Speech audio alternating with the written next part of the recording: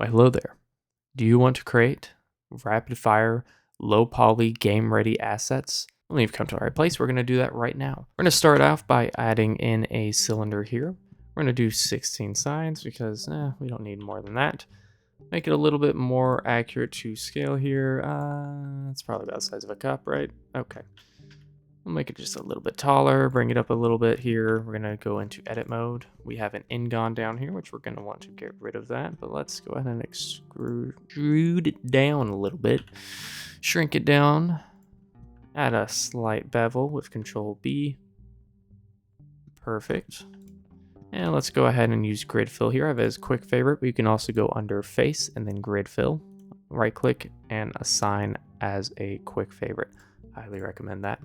So, gonna do a grid fill, have it lined up here. So we have nice clean topology. We're gonna add about, we'll do 4 loop cuts here. Click on the top, hit I to inset, activate X-ray, and we're gonna extrude down over here. Now if we select both of these middle icons here, set our cursor to be between them, set our cursor to be our orientation for our transform, turn on proportional editing, scale on the X and Y axes, scale out a little bit, and now we have a little bit of a barreled shape down here.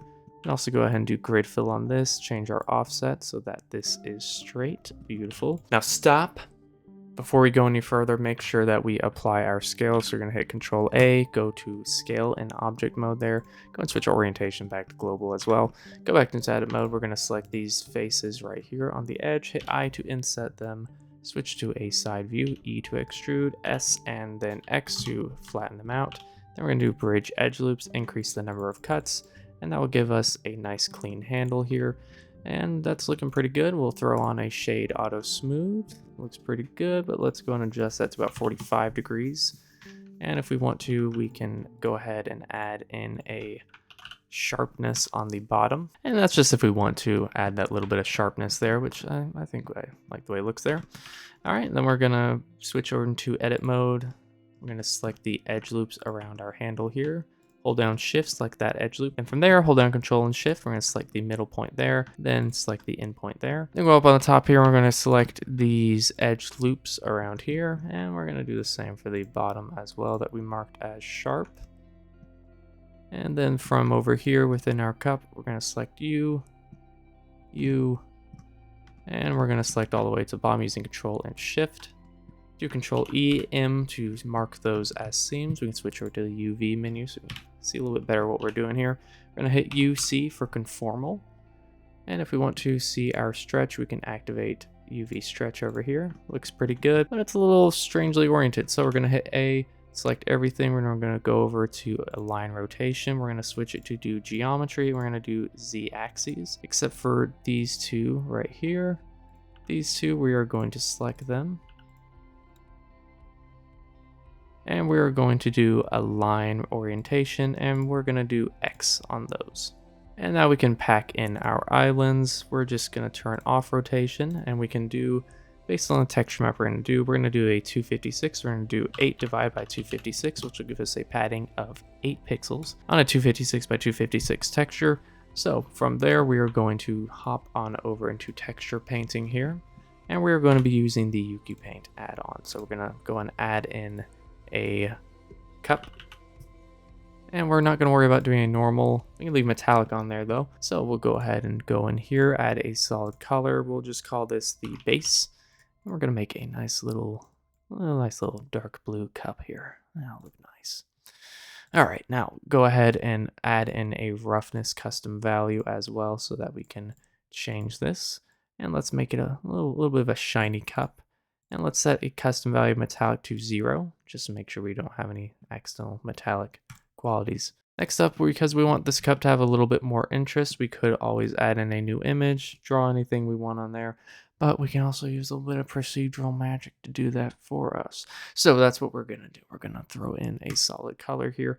We're just going to add a little bit of dirt to our, a little bit grunge to our cup here. Throw it on, and we're going to change the roughness to a custom value. We're going to make that roughness just a little bit of roughness. And we're going to throw on a mask here. We're going to use a noise mask. Turn off normalize. We're going to increase our scale, set our vector to be object base, increase our roughness, increase our detail, increase our scale, and then if we want to, we can go over and adjust our scale here.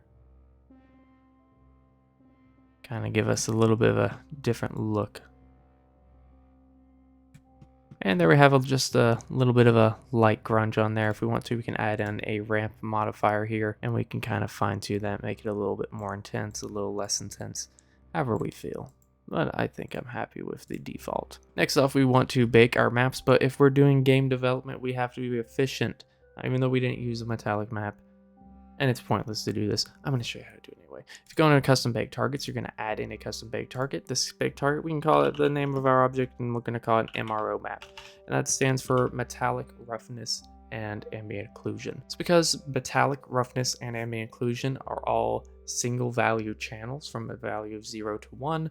We can actually put those into the RGB values of a texture map and pack it all together as one, and that saves on space. So we're going to put our metallic into R, and for green we're going to set our roughness, and if we had ambient occlusion we could put that in the blue value, and if we had transparency we could throw that into our alpha. Of course you can always pack that into your color as well, but we're just going to set it up like that. Go over here, do bake all channels, and we are going to bake custom resolution of 256. We're just going to do 10 samples, turn on AA and hit bake, and there we have our cup. From there we can do save copies all to save our cups textures, and we can always go over into our view here, do an export to FBX, and we can set up our export, and we can export our model. We can also export it, of course, as a GLTF, which will have our textures packed into it as well. And that is how you create a very fast cup. And I almost forgot,